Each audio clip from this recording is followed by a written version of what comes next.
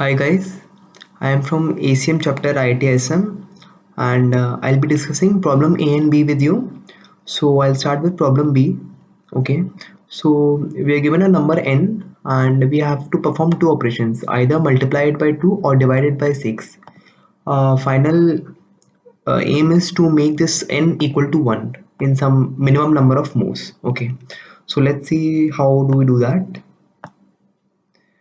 Some things I'll write is I can either do n divided by is equal to 6 or n multiplied by is equal to 2. These are my two options available, right? Now you see this 6 is 2 to the power 1 2 power 1 into 3 power 1, right? And I'm multiplying in the other option, I'm multiplying n with 2, right? So basically I'm not using any other prime number other than 2 and 3. So after dividing by 2 and 3 some number of times, the thing should be that n should be of the form of 2 power x into 3 power y, right? Because if some other prime number is present in it, then I can't make it equal to 1, right? Okay, so going further, I can say that I have to find how many times I have to multiply it by 2, right? See, since 6 is made up of 2 to the power 1 into 3 to the power 1, right? So what I'll do is that I'll divide this number n by 6 some y number of times. Okay, so I'm dividing by y number of times, so this power will reduce by y each, right? Okay, and this will become 3 to the power 0. Okay, now what I'll say is that if this power is still greater than 1, if x is still greater than y, then what will happen is I can't divide by 6 further because I don't have a 3, right? And I can only multiply it by 2, so I can't divide by 6 further and I can't make it equal to 1. Okay, so if this is the case, I'll simply say -1, right? It is impossible, right?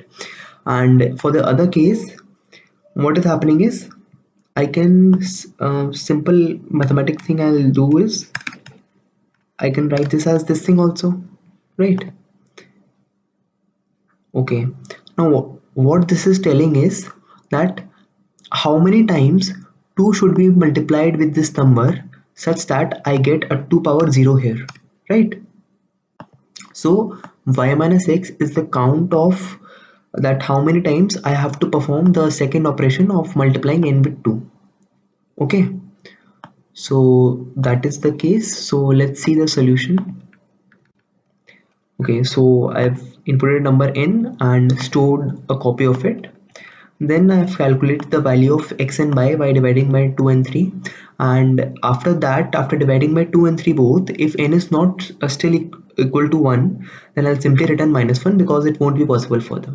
Okay, now as we have seen that y minus x times I have to multiply 2 to this number n, so to the copy of the number as I've taken before in num, so I'll multiply num with 2 y minus x number of times. I've stored y minus x in answer.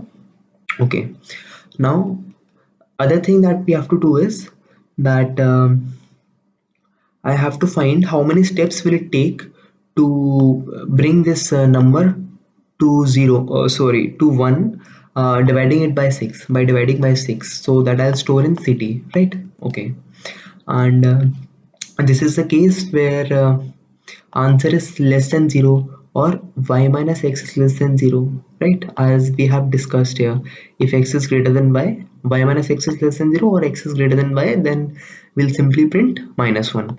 So this is the case there, and otherwise what I'll do is the total number of steps that was required, I'll print that thing. So that is the simple implementation for problem B. Now moving on to problem number 1.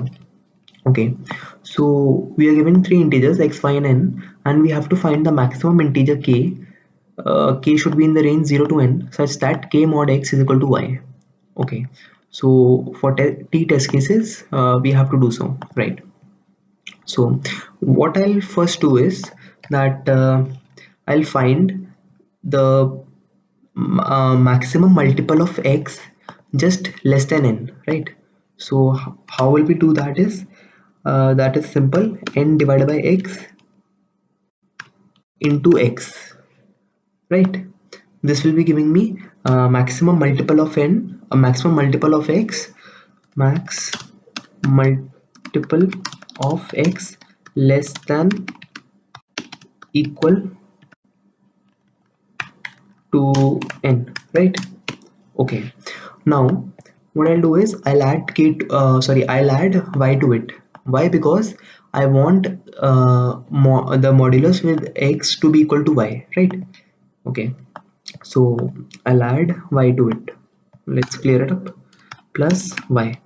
So this is my current k value, right? It was simple, but one more thing that they have given is that k has to be less than n, less than equal to n.